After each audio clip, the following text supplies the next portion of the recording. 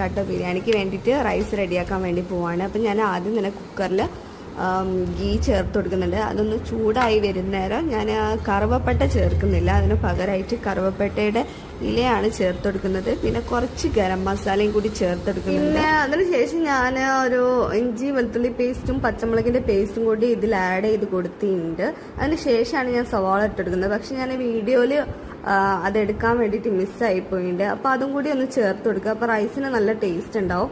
മെയിനായിട്ടുള്ളൊരു item ആയിരുന്നു അത്, വീഡിയോയിൽ മിസ്സായിപ്പോയിട്ടുണ്ട്. അപ്പോൾ അത് സ്കിപ്പ് ചെയ്യേണ്ടവർക്ക് സ്കിപ്പ് ചെയ്യാം, ചേർക്കുകയാണെങ്കിൽ കുറച്ചുകൂടി ബെറ്റർ ടേസ്റ്റ് ആയിരിക്കും. അപ്പോൾ എല്ലാവരും അതൊന്ന് ആഡ് ചെയ്യാൻ നോക്കുക കേട്ടോ. ഇനി പാകത്തിനുള്ള ഉപ്പും കൂടി ചേർത്ത് കൊടുക്കുക കേട്ടോ. പിന്നെ ഇതിപ്പോൾ റൈസിൻ്റെ ഇരട്ടി വെള്ളമാണ് ഞാൻ അതിലേക്ക് എടുത്തത്. ഒരു പാത്രത്തിൽ അളന്നിട്ട് അരിൻ്റെ ഇരട്ടി വെള്ളം, ഇപ്പോൾ ഒരു